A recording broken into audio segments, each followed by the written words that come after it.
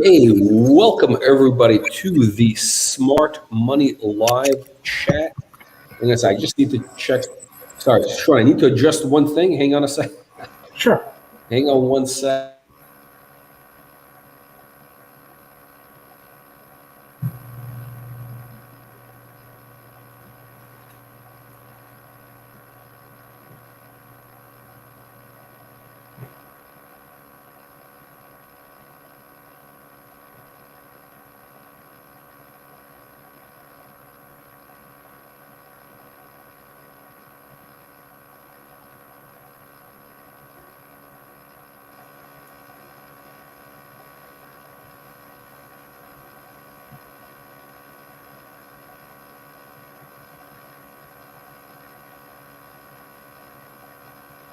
Okay, I'm back. All right, thank you everyone for staying by. We just need to adjust one slight technical adjustment. Welcome to the Smart Money Focus, where we bring on smart investors to explain some of the stocks that we're involved in plain English and from the investment context.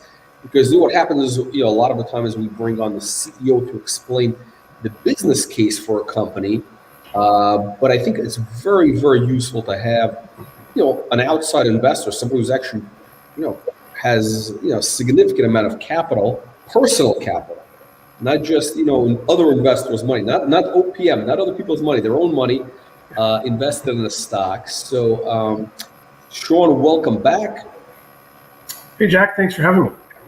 Absolutely. Now, we did say last week, I think, people were wondering, like, what is he going to be back on? Like, I said, well, I don't know, maybe in a few weeks or whatever. And then you said when the stock hits 50 cents. And in fact, it did hit 50 cents this week. Of course, we're having a small pullback as we speak at the moment.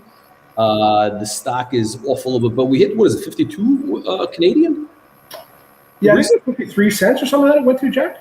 So it did. I mean, it was interesting that day. I literally had people sending me DMs and stuff like that saying, "Hey, are you going back on this afternoon?" It was kind of funny because it went over 50 cents. But I don't think for most of your audience and the people here and myself included, when it went to 50 cents, I wasn't selling shares.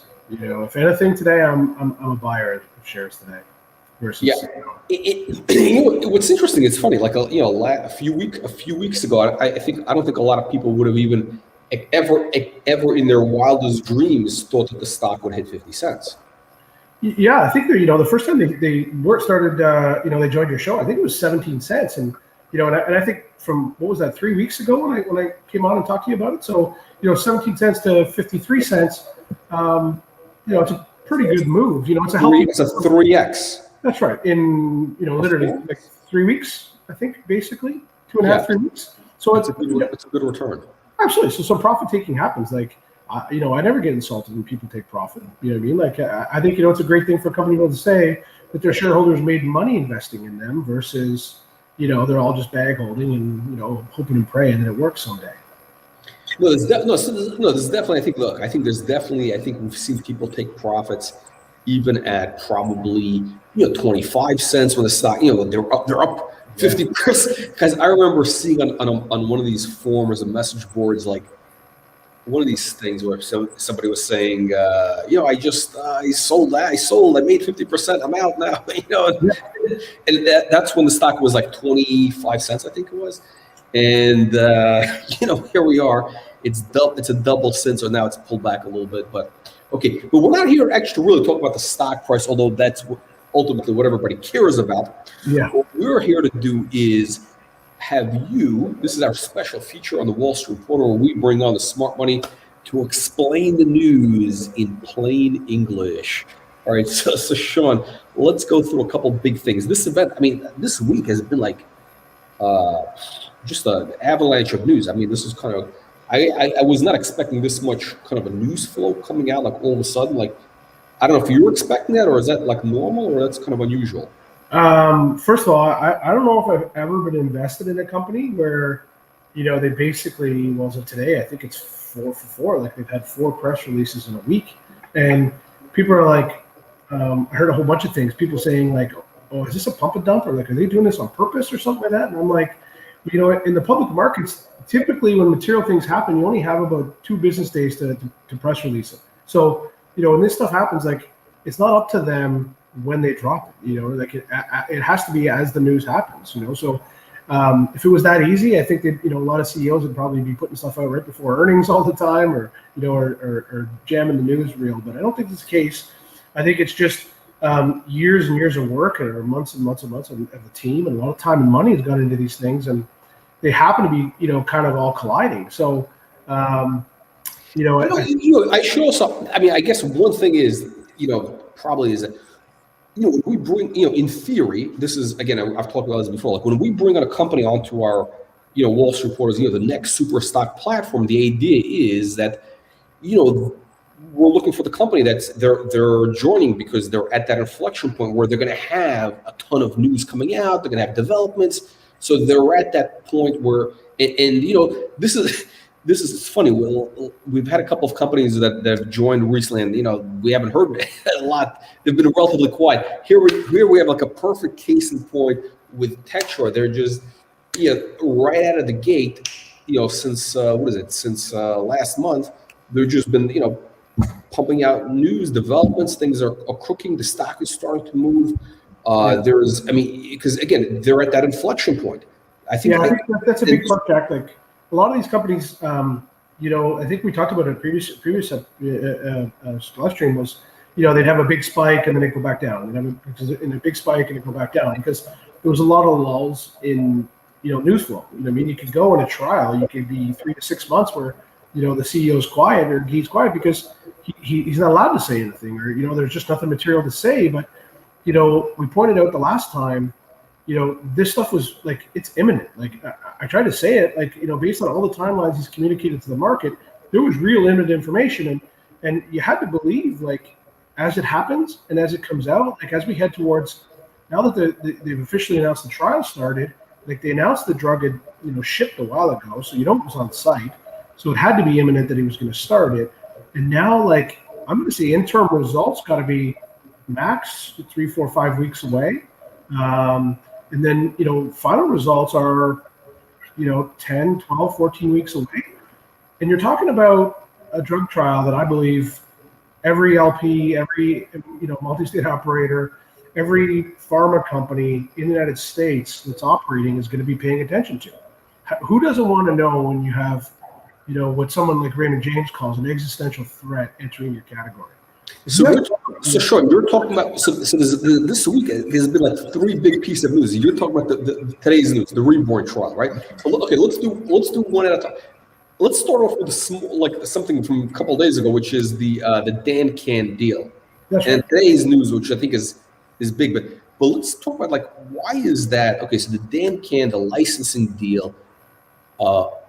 Explain from your perspective, what do you first of all, what is the news about, and what does it mean to you in terms of the stock? What's the context of it? Okay, like, I think it explains really well in that deal what Tetra is. Tetra is not a full end-to-end company. They're really about the science, the R&D, the drug pathway, the trials, getting it approved. And once it's done, they're not, built out today to, have the overhead of a sales team and the infrastructure and all those things. So for some of their products, if it's not their lead product or their core product, they're going to either JV with it on somebody. They're going to take the product and license it to somebody and collect royalties. So they're going to be, once those products reach those kind of, points where they can start to monetize them, they're going to go asset light. It's almost like running a franchise versus running a corporate restaurant. It's a classic drug development business model. I mean, most drug development biotech companies, they don't have a sales force of 2,000 reps hitting doctors' offices. They license it to, I don't know, whatever, a major company. That's right. So this is a major point for Tetra, because they've spent so much money and time on these things that but how do you make me money as a shareholder, right? I want to know. When do you think you'll be in revenue? And Guy had communicated multiple times, like on some of the drugs, even in Canada, that Q4 was the target of this year. So that's a big tipping point for the company. And then now you're indicating that these products are going to other countries as of 2022. So revenue is going to climb again. So, and those are only some of their products in some markets. So there's obviously other markets they can go into. They can introduce these products. I believe there's tons of LPs, tons of MSOs, tons of pharma out there that are, reaching out to these guys and saying, okay, great. Like if your product's ready to go, because even like say some of the LPs in Canada, they're dying for products to, put on the shelves and sell and, that have a point of differentiation, because nobody needs more bad weed or bad product or, a bad drug or a generic drug. They want to know something that's not generic, that can stand, on its own, and that there's a need for. And I believe today, evidence-based trials generate products that there's a need for, that people can feel safe and take. And that's what Tetra's built on, is developing them, giving you the results, being able to share with a doctor or a patient why you should take this product. So whether that's inflammation or whether that's pain or whether it's inhalation, that's really what they're focused on. So this, to me, is a big step for them to monetize their very first set of assets that they're actually going to generate revenue. It's a big, it does a couple things. One is the validation, because they're getting they're getting real money. What is it? They're getting a couple $1 million up front. I think the deal is worth what, $48 million over 6 years. What's the number? I think it's more than that, Jack. I think it's about 1.5 up front, and then they have a chance for $50-60 million up front, and over time on the royalties. But that again is going to pay bills. That's going to fund further R&D. That's going to put them in a very different position as a company. And it also, on those products, it takes the burn off, right? Now they're not spending more money to develop them further. They're just monetizing them. Same with each one of the products. Once it moves beyond R&D, it doesn't cost them as much, because the marketing and the efforts are going to be done by the DanCanns or whoever they partner with. And I think there's going to be more companies in Canada. They're going to want to license some of their products. I think their inhalation technology is going to be worth an absolute fortune here shortly to an LP or an MSO, and the first one that partners with them is going to corner the market. So I think they're in a great situation. The deal with DanCann, which drugs are they going to be licensing? What does that cover, and in which countries are they doing it in? I have to go back and honestly, there's a lot of news this week on that, Jack. But there's first of all, I think this is each one of these press releases ties into something else. If you look at their Malta deal they announced a while ago their entry into Malta. That ties into this one. Malta is the gateway to Europe and all the markets. So as they're setting up, as they're getting their products moving forward in trials, Malta is the gateway. It leads into deals like the DanCanns. It leads into a number of others that I believe that they're having knocking on their door, and it'll allow them to continue to monetize them in other countries. This was only the first one to do. I think there's going to be more. I think he'll have several other countries licensed under these products. I believe there's going to be a demand in the UK, which is a major market, which is where GW was started and founded. So I think there's more of that coming, and there's more products that they'll monetize. Obviously, it's not one of their lead drugs that they're doing today, but their lead drugs are moving forward. And one thing people don't catch yet is, if you look at Malta, if somebody looks up, the largest shareholder of Tilray now, and Aphria, where do they have their GMP facility set up? Where's the one place that Aphria invested a bunch of money? Malta. They have a GMP facility sitting in Malta. I don't think it's by accident that Guy picked Malta as his entry point, because where would you going to do your trials? Where are you going to partner with an LP? Where are you going to work with when you're going through Malta?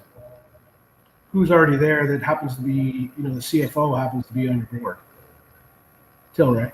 Okay. So I think if somebody starts to do the math and look at the entry points and where he's going, Aphria's got, I think it was 13,000 pharmacies and distribution network in Germany and other markets. So, if Tetra is moving forward and they're going to launch a product in Europe, they would have whatever it is. Aphria has like 13,000 through I think CC Pharma, 13,000 dispensaries, 13,000 pharmacies. So they've got footwork there. As soon as the products are licensed, which I believe is going to be soon, when they roll out in 2022, those partnerships are going to become material.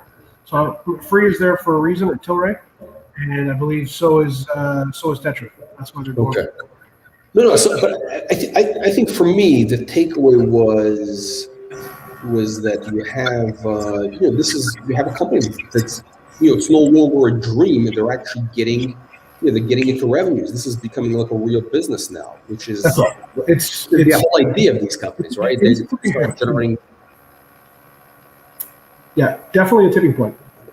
And you got that, and that's I think that's going to be again it's a tipping point where you're going to have other countries come in, other licensing things, and major validation. Okay, so let's talk about today's news, which is I'm actually shocked. I was expecting that yesterday, that the stock would be higher. I thought it would go straight to like 75 cents based on this news. Like from 50, it would go like right below, right through that 75 cents.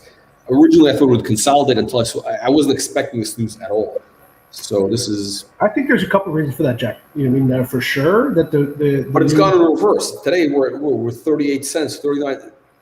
I mean, I know the market is selling off in general, but it's like, what's going on? I guess that's the question everybody's probably asking. Like, why is? I think it was. If you look at the history of Tetra, typically when these things have happened, they've went out and done a financing after a major run. So I think in this situation, I think there was a couple of bankers that were being very creative. One in particular that I know, and hoping to probably short them into a raise. I would say I think that's what was happening, and I don't think it's going to happen. I think they're going to be really sadly disappointed. I think the results are going to come out on the trials. I think they're going to crush anybody that's been shorting them on purpose, trying to force them into a raise. I don't know for sure, but let's say that this continues to move forward, and I'm still waiting on, George Mason results. I mean, if those results come out on ours, which we haven't spent a lot of time talking about, and they come out and demonstrate that their drug works, and it gets validated by NIH, I wouldn't want to be the guy shorting them, especially if you're hoping to squeeze them into a bought deal and use the warrants to cover. I think you're going to be sadly disappointed. If they do a bought deal, trust me, I'm the first guy in line. I'll be the lead order. And I call all the time. I called Echelon. I've called Canaccord. And I've said, hey, listen, if any chance you do, I've reached out to Guy. He hasn't responded, but I said, like, if anybody wants to raise money, like, I'm here. I'll fund you. Like, what do you need? And can I participate? But nobody's offered me an opportunity to fund yet. So my guess is. So essentially, the takeaway is that the reason the stock is down is that historically, I mean, this is kind of historically, people, it's sort of like that Pavlovian thing, they've been trained that whenever the stock does a big run, the company's done a financing and that, knocks it back down a little bit. So, I've called everyone I can, and there's no bought deal out there for me to participate in. So, I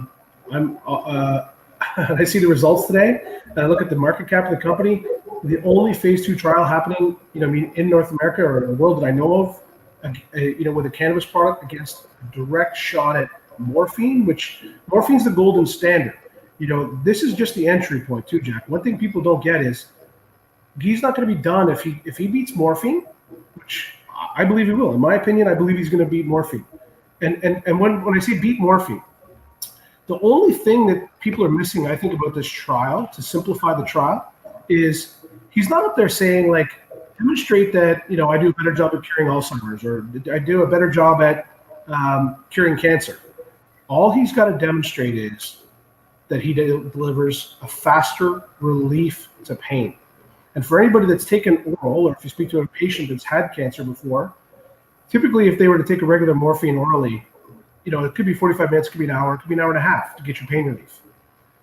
All Guy needs to demonstrate is his pain relief is in a matter of minutes. And if you're asking a patient today that's sitting there, the one thing that people don't know is, on average, between 2 to 10, what they call is, there's a baseline pain out there. Like, that's what they call background pain for somebody that has cancer. You're always in pain. You're always feeling, off, and it's, you're in discomfort. That's what I'm told. But on 2 to 10 times a day, you have what's called a flare-up. And that's what they call acute pain. That's where it's like uncontrolled. You're in like do whatever. Was it the breakthrough pain? Breakthrough pain. So you just want whatever you can do to make that friggin' stop. And 2 to 10 times a day, like, Imagine being in that kind of pain. It comes on quickly, and you have to take a pill and wait an hour to feel relief. Or you can take an inhalation device and have it in minutes. I'm taking the inhaler, the inhalation device, instantly. So to simplify the trial, all Guy needs to do is demonstrate that that inhalation delivers quicker and safe relief versus orally. Anybody that's tried cannabis before, I ask guys all the time, like, if you inhale cannabis versus taking a gummy bear, or a brownie or whatever they're taking, two things with that. How long does it take you to, get the absorption and, and feel it when you've had, a gummy bear or a brownie? Well, it takes a long time. It takes a while. And if you've had an inhalation, if you've had, anybody that's ever inhaled cannabis, how long does it take? Well, yeah, it's pretty immediate. I feel pretty relaxed, or I feel pretty good. Okay. So apply that to this situation. Morphine's got to go in. It's got to go through your body. Where inhalation is immediate. And then, Jack, that's where the next level benefit of what they're trying to achieve, which I believe they will achieve, that's where people overdose. Is because, it takes a long time to get in your body. You're in so much pain, they take a second dose. They take a third dose because they're like, oh my God, it's not working. It's not enough. Give me more. Well, then it all hits. And, I've had a friend do it, and I watched them have gummy bears. And it was seriously funny. Like, he took one, and, he took another one. He's like, oh, I don't feel anything. And next thing you know, he had a third one. I don't know if he had a third or a fourth, but a few hours later, like, when they actually hit him, like, it incapacitated him. And, he and I was looking at it thinking, like, that's pretty safe. A product that you just took. Imagine if you did that with morphine. And somebody's in a patient, and what if you're alone? What if you're at home, you have cancer, and you take too much of a drug? People overdose. So, and how many people have you ever heard of today, like, that have overdosed on cannabis? Not many. You know what I mean? Like, I haven't heard any personally. I don't know anybody. So thank God I don't. So here in this situation, Jack, that is what he's trying to demonstrate is, will my inhalation be superior in speed and safety to morphine? That's it. Break the trial down. So that's why he's going to be able to know right away. This isn't a double-blind trial. This is a head-to-head trial. So the first patient, which I believe has already been dosed, he already put it in the news. He's going to know immediately, like, absolutely immediately. Did it work? The patient's going to be able to say which one worked better. Did you get quicker relief with the inhalation, or did it work better with your orally? So anybody that's tried them, I think, is going to do the math pretty quickly here, and completely validate his entire model that inhalation is both safe and delivers quicker relief. So I think that's going to be absolutely incredible. And then to add on that, Jack, once he does morphine, the next level up that a lot of people, that have pain, they take Advil, it could be from, it could be dental, it could be a sprain, it could whatever. But if you're in a lot of pain, the next one up you would take is what's called hydromorphone. So if you take that as the next level up, my guess is if he beats on morphine, he's going to go after a monster drug in hydromorphone. So when he does that, like, he's expanded his indication, then he'll go after the next one and the next one. And he keep running head-to-head trials once his drug's approved. What happens then? Every doctor that's prescribing out there that looks at it and says, you need something, you need immediate relief, are you okay with inhalation? Yes. His off-label sales for pain relief would be massive. That's really the holy grail here, basically. It is. So I think the real takeaway is we're kind of at that inflection point where we're getting towards that. So the Reborn trial, this is the thing that we're talking about. This is the morphine trial. This is starting today. They're launching it right now in the U.S., right? Yeah, Arizona, I believe, Jack. Okay, so they're launching this right now, and the bottom line is, let's go through bullet points, because everybody in our audience, they have like a 30-second attention span. So, yep. so we got, okay, the trial is launching right now. When can we see? You think they're going to get results pretty quickly? I think by their AGM, they're going to release interim results. So May 28th. May 28th. Weeks away.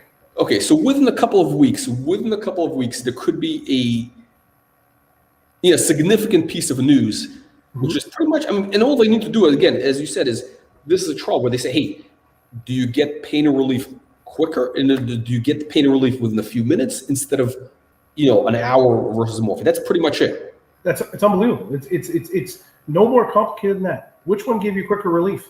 And if he demonstrates that inhalation is quicker, game over.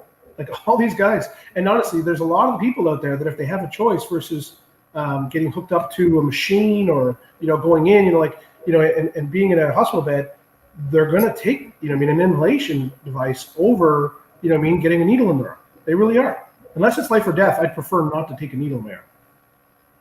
Yeah, and okay. So bottom line is this is, and just a recap: the size of the market opportunity for the breakthrough pain, just for the what's the size of that market? Well, especially with off-label, Jack, like that product alone is, I'm going to say minimum, it's $5 billion a year drug. A minimum on the pain category. $5 billion. I think it'd be minimum. So we're talking about a company that today has just over $100 million market cap. Yeah, but this is just one thing. So the off-label use that's going to be the big thing for people. I think it's going to be massive, and I think he'll go after other indications so that can be prescribed. I think if he goes after, morphine as the golden standard, and then goes after more of them, he just expanded his addressable market globally by like exponential numbers. Like it'd be a pretty cool thing to be a part of, because I don't think we've ever seen one like this at this market cap this early that public has access to it. I think if he came out today and was doing a fresh, clean shell and going to go out and this far along on it and was launching on the NASDAQ, this company would be at multiples of what it is today. But it's unfortunately they went the backdoor route. They went the venture, and now they're on the TSX main exchange. And I don't think they did themselves any favors. I think that's why it's a steal. That's why I believe the likelihood, Jack, on this one at some point in time is going to be wake up to a press release just like GW Pharma, and it gets sold, and it's for a ridiculous premium to what it is today. Because while the average retail investor might not understand what these drugs are actually worth and how valuable they are at this late stage of trials, or how unique it is to have the first ever THC and CBD product go up against a narcotic, and an opioid in the United States, it's unheard of. Like it doesn't happen. So he's so close to delivering on that. It'll be worth exponential amounts of what it is today. And to point out, Jack, like we said earlier, this is only one part of what they do. Because QuickSleep is one part of it, but the beauty is they also have coming right behind it is CAUMS. And CAUMS, CAUMZ, is a synthetic version. So he also has the synthetic version. So he's going to even be able to go to a doctor on pain and say, listen, would you like a natural or botanical, or would you like a synthetic? And when you're in the pharma side, a lot of them may really love the synthetic. He's going to have both. So he's going to have a stabilized synthetic to be able to ship around the world. So if he's right, which I'm one of his believers and supporters for sure, he is a matter of, let's say, 4 to 12 weeks away from reshaping the pain category for the world. Sean, I have to interrupt this. We have a very important viewer. We have Calvin Ting. This is a 22-year-old kid who turned $2,000 into like $1 million with some of our stocks in about 6 months. And he but here's what's amazing. He's done like a parlay. He started, I think, with I forgot which one he started with, but he did a parlay. He did like back-to-back a couple things in, and now he's in TBP. I don't think he's got all of his money, but he's got this guy is like, he's I think this guy is going to be competing with you very shortly. Hey, you know what? Hopefully we all inspire, the next. But I like it because this guy's really like it's like uncanny, and so it's weird that this guy's been very, very just the stocks that he got into it. They all have got like, I think did he get the CBDT? I think he got early out of one of them, but this is done tremendously. So it's a good omen, I guess is the takeaway. So that's good. Well, Jack, you know what? I think you're getting a lot of people here that this story connects with a lot of people. A lot of people have had a family member with cancer. Somebody Cloud MD, that was the first one. Cloud MD, somebody that deals with. You got to start with that, then parlayed from there. Yeah, somebody that deals with Cloud MD. There's is great. I mean, like one of the guys that invested in the last round just sold his company recently to CloudMD. So, like I said, I think you're getting a lot of followers that there's a real personal connection to pain. There's a personal connection to cancer, and to pain relief. So I think that's why, you ask me why the stocks move. Story's getting discovered, but everybody can actually understand it and connect with wanting, an alternative to opioids. Well, I think part of the value, Sean, the reason why you're here is because you're helping people explain. Because I don't know if you've noticed, but the stock has increased since you've been on the program. Because the story of the company has not changed. It's the same company, but all of a sudden you have people who are now they understand. You have the retail investors finally understand. It's like Jack. They are excellent at science. Like I believe, from a science perspective, they have Dr. Melanie Kelly, one of the probably top 5. Ladies in the world, in the science people in the world working with them. I think he is, from a chief regulatory officer, medical officer. I think he's incredible. I think they've been challenged over time with, because they are so freaking smart, and all the above is connecting with an audience. I think they've had a real tough time with capital markets. I don't think it's their strength. If they were really good at it, Jack, they wouldn't have come and asked you to help them. No, the stock would be $5 if they were on the Nasdaq and they were really strong in capital markets, we wouldn't be here. Yeah, because what would you? So, like, in other words, if this was a Nasdaq stock, just like your typical kind of Nasdaq biotech type of deal, would this be? This would be what? This would be minimum, probably, I don't know, 800 million market cap. Pardon me? What was the number? 800 million market cap at minimum. More, Jack. You're talking about one drug alone in their pipeline that could be $5 billion or more, and they've disclosed this, that it could be more than $5 billion drug. So one of them, and then here they are. They come along with ARDS, which has a potential to treat, from a therapeutic or an antiviral standpoint, globally, sepsis and COVID. On the inflammation side from your lungs. There's no value you can put on that drug. Like I don't actually, my calculator wouldn't work to tell you what it's worth. So, so do I think it should be at a $150 million market cap? No.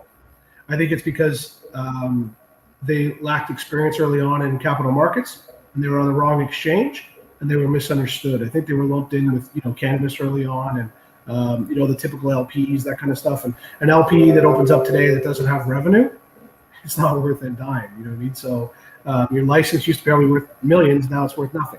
What these guys have achieved from a regulatory standpoint, from a science standpoint, is worth a fortune to the right buyer and to the right shareholders. They had the wrong of both before. So that's why they're real close. And people really misunderstood how close they were. Everyone's like, oh, when are you going to get revenue? When are you going to get revenue? Revenue is great, which it will be. It's absolutely part of the business. But the drug's worth a fortune just with an approval, right? So they're moving forward. They're imminently approving, going to get validation on their drugs globally. And can you imagine the press they're going to get if they beat morphine? It's going to be pretty significant. So this year though, in 2021, they're going to have. So there's a couple of things that are already starting to generate revenue. They have this. They got this licensing deal with DanCann now. Mm-hmm. They have this other thing that is going to start. What is it? What's the Reduvo is one of them as well. Reduvo, yeah. That's going to kick in this year or something. Late Q4. They've communicated to the market that they'd be in revenue. So, which is another piece of revenue for them. So, like, it's material. It adds up. All these things add up. I believe they have another product as well. Their CBD product. I think I asked Guy this question. They could move one of the things, Jack, from a distillate to, I believe it's like, it's flipping the form of their CBD. And they could immediately, with their trials and the evidence they've already done and the search they've done, they could be in sales this year in South America and other major markets. So I could see them doing a deal here shortly on their CBD product, which they've developed for comms, and moving it into sales this year. They could license it. They could partner with an LP, like a Canopy or an Afria. I think they could be doing that really, really quickly. And I don't think that's far out. I think that's, it's a very realistic possibility. Okay. So there's essentially there's multiple paths to generating significant revenues already this year. I mean, this is like, again, the takeaway really what we're seeing in the last over the last couple of weeks is the sort of the dream is becoming a reality finally. Yeah, well, I think it's you're realizing it is possible for them to treat pain, for them to treat patients, for them to treat inflammation. I just think for a long time nobody believed him. I really believe they thought he was just some crazy Frenchman from Montreal that had a pipe dream. And every time he keeps knocking down barriers. And when he gets smart money coming into the table, like I mentioned before, so the founders of some of the biggest MSOs in the world. When you get validation from somebody like a Bruce Linton that says what they have is real, that tells me that there is a chance. And you know what? You got to be first, right? Like there's a lot of people that didn't think you could be first with an electric car, or a lot of different stocks out there. I think he's got a real chance, and if he does, first and foremost, he's going to change a lot of patients' lives. He's going to, if you had a family member that could get pain relief in minutes versus waiting an hour, you're going to do it. If you're able to avoid the first pass liver toxicity, which I know is one of the ones that GW Pharma has an oral product, that you're going to do that. If you can avoid that damaging your liver, you're going to do it. And if you can get pain relief quicker, you're going to do it. So his reasons for why, like why is the company, why is he doing what he's doing, they're very real. I believe there's a reason for him to do what he's doing, and if he's right, which I believe he is, we're going to know real soon. And if he beats morphine, it validates, in my opinion, Jack, it's going to validate every other drug in his pipeline because they're all built for the most part on the same premise. Two things: that the way he's developed CBD or THC can relieve pain, or treat inflammation. And if he's able to do it and demonstrate that inhalation is better than oral, it's game over. If he develops his ARDS and he gets his ARDS over the finish line, then it's probably the best investment I ever made in my life. So the ARDS, that's the sepsis thing, which could be multi-billion-dollar market. That's a nano emulsion product that actually go via intravenous. Which as soon as he gets green light here from FDA or from Health Canada, which I believe is imminent, that'll be the first time that I've ever heard in the world that somebody's been injected with a cannabinoid. So, and if it works, and if he gets George Mason coming out, the NIH coming out in the United States and saying, yeah, it worked. Dr. Liotta, the former deputy director of NIH, saying, holy crap, our drug worked. If he says that shortly, what do you think happens to the stock? And what do you think happens to his phone when another CEO out there realizes that he's trading at $120 million and he may have a multi-billion-dollar drugs in his portfolio that are that he can demonstrate positive results on? Pretty sure GW, I said, was first to get sold. I think that opportunity isn't far away for Tetra. But basically, I mean, like right now, with what they have right now, how far along they are in the development. This should be what? This should be a billion, roughly a billion, 800, a billion, 1.2 valuation. Yeah. If they wouldn't have done a few things the way they did them up front, it'd be $1 billion minimum. Okay, so we're talking about right now. Right now, the stock is undervalued. It should be worth just where they are right now, like a couple of bucks, $2-3. I think before, and I mentioned I would be like if it was at $3-4. But the upside though, if they, if this thing actually, if they can actually get this on the market, then it's, we're talking 20 plus. With their pipeline, if they get them across the finish line, it's worth more than $20. Absolutely. GW has one product, Jack, that I think does about, I'm going to say $150 million a quarter in revenue, as an example. So $600 million a year. They just sold for $7.2 billion US. They do $600 million in sales. You're talking about Tetra coming out saying we have drugs that we believe can do. One of them could do, say, $5 billion a year. You can do the math pretty quickly and realize that there's the upsides there. Now it comes down to execution and trial results. And if we're weeks away from getting the first round of trial results on something that's huge. If George Mason comes out and validates what he says on one of his other lead drug program for COVID and for sepsis, look out. You know, I mean, I think pharma's going to be knocking on his door, you know, begging to JV with him. At minimum, JV, if not buy him. What else? Okay, so Sean, what else? Okay, so the company, again, they've put out a lot of news this week. I mean, the last 7 days, let's call it. I don't think anybody was expecting this much stuff to come out all at once. What else is out there that? What are the catalysts? What are the items that are out there that you think could have an impact on the stock? Well, I definitely think the George Mason results, which that study is due any day. Literally, I thought it was going to be out in January. So I say any day because I've been waiting for it since January. I was hoping for it for Christmas, to be honest, because it would have been a heck of a Christmas present if it works. And then once you're done George Mason, the next inflection point for sure is the results out of the U.S. trial for Quicksleeve. And that could be end of the month. I believe, yeah, it's end of the month. So end of the month, we could see some like real fireworks here. Absolutely. Like I think it'd be one of those stories. Volcanoes. I think it. Well, I don't know how. If it doesn't, they're just going to get acquired. If the stock doesn't go to a crazy number, just trading on its own, someone will buy that product or JV with them on it. Imagine you're a company like Curaleaf, or you're a TerraSend, which was one of the shareholders of Tetra has a connection to. He co-founded it. If you're them and you have an opportunity to JV with Tetra and bring on sales globally, like recently you've watched Curaleaf become a global player, the first first MSO to make a big footprint in Europe.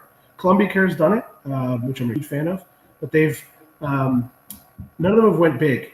You're talking. If Curaleaf wants to be bigger than Canopy and have access to a global product that they can sell today legally, because one of the biggest things the MSOs have a problem with is selling, in certain jurisdictions, in certain places in the United States.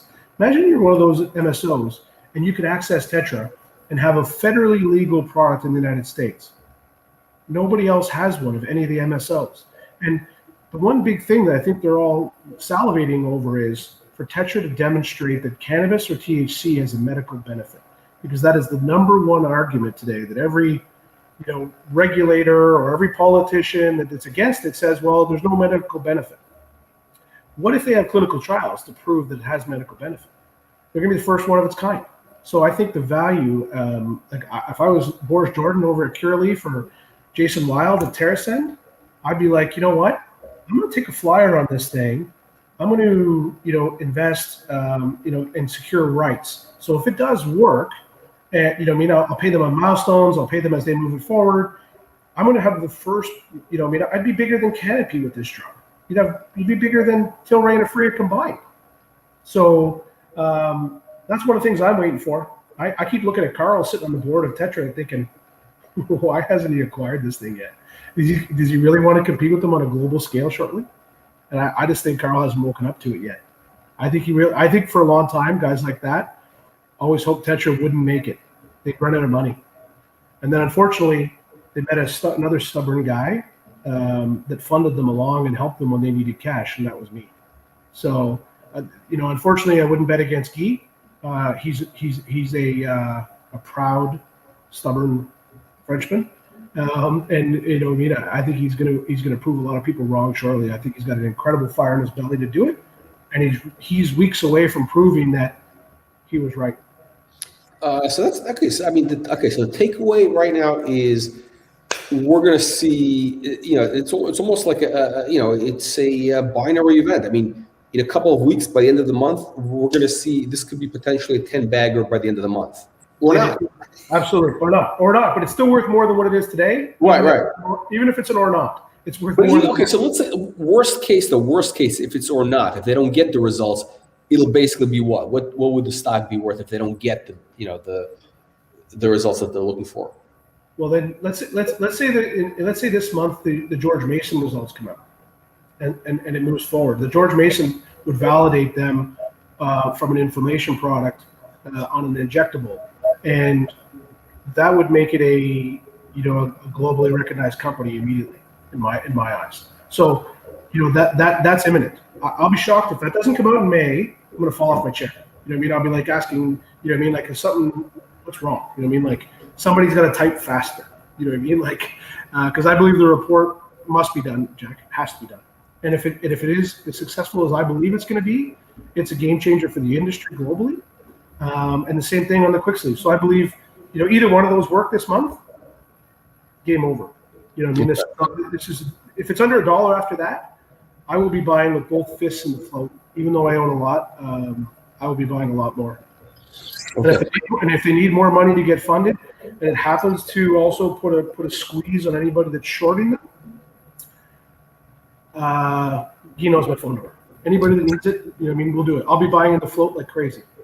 Okay, so so essentially the reason probably is, so to recap here, end of the month, we should have some big news. The reason for most of the sell-off right now is essentially the market kind of, people have been expecting that the company, would be doing a financing, and which they've usually done when it's run up. And as far as they're not doing. I mean, as far as I've heard nothing. I've called brokers, I've called people, I've asked, and nobody has indicated to me that there's a financing coming. If there is, I'll participate. But if there isn't, and they get to the point of results, man, that'd be a heck of a position to be in on a short position. I think somebody is going to hurt. But let's say that, but even if there was a financing at this point, what I've noticed is a lot of times, at this point, the money is really kind of to get them over the finish line. I mean, essentially, I have no issue with them raising capital. Yeah. Absolutely all. But often, Jack, when you guys do these deals, they go in and they try and get a listed warrant, and they use it to cover their short position. Yeah. So somebody tries to pressure, it's very creative. You go in, you short them down, and then you say, geez, you're down. Maybe it's a good time to raise money. How about our company comes in and we'll finance you? Then they take it and they cover their short with that stock, rather than having to go back in the market and buying the float. So I think for sure that's happened historically to Tetra. I don't think it's going to happen this time. Could be wrong, but I don't think so. If they do finance, myself and our group will happily line up to give them money. But your theory is that that's probably what's been going on. Is that combination? Bankers, a little bit softer market. It's like you said, it was 17 cents, a lot long ago. It goes to 53. I don't blame anybody. It's life-changing money for somebody. You're up 300% no matter weeks. You think you just won the lottery. So I don't mind people taking profit. Holy jeez, take more. You know what I mean? Especially in this market, there haven't been that many stocks that have basically tripled in the last 6 weeks. No, not that I know. This is not like November. No, exactly. So I think it's a heck of a win, and I think for your audience and stuff like that, they should be freaking thankful that they found it, heard about it, and jumped on the train. Mr. Ting or anybody that's out there should be pretty happy that that there's a place for them to find something like it here it is on Wall Street. So I'm happy that they support it. I'm happy they bought shares. Do I think the ride's over? Heck no. I think it's just getting started. But that's me. Like, I'm only one investor, and do I buy more? Yes, but I don't day trade. I could care less. Moves up, down, 10%, sideways. Some guys call me. Some of my friends call me. Like, oh my God, what's going on with Tetra? It's down 5 cents. So what? You know what I mean? Like, so what? You know what I mean? Like, buy more. You know what I mean? Like, if you like it, you still leave it. They're like, I said, well, from when we talked, one of my buddies called me. I said, did anything change in the news from yesterday to today? And he's like, no, why? Well, then why are you calling me asking me? You know what I mean? Like nothing was wrong with the company yesterday. Just because it's off 5 cents today, nothing changed. Anything that's that's material is in the market. So I'm okay. I understand there's opportunistic, people out there that see an opportunity to short them. Create some fear and panic selling. Absolutely, trigger some stop losses. Part of the game, Jack. I think it's actually right around here is probably where we could see like a bounce just from the chart. Like in this 40-cent range, there's a lot of support. 39, 40. Like this. That's right. And as it moves forward, and let's say if there is a financing, great. Hopefully they don't do it so the scenario where they let those guys off the hook and let them cover their shorts. Don't list a warrant again. And if they don't do a financing, and somebody has to cover in the float, and he comes out with results from George Mason, or he comes out with results on the trial from Arizona or in the United States against morphine, I'm going to laugh my butt cheeks off where this thing goes like, you know, when sometimes when you do one of your charts and you show it go. I'm gonna look forward to that day where you get to do it and it's on Tetra, and I'm just gonna put a happy face because, you know, two things: you're gonna be able to help people, they're gonna be able to reward their team, and they're gonna be able to, shareholders are gonna get rewarded like crazy for supporting them when they needed it. Fantastic. Okay, Sean, on that note, I want to thank you. I think listen, no questions. No questions. Right? Okay, Sean, thank you. Thank you everybody for joining us, and we'll see you on the next live stream. Thanks, Jack.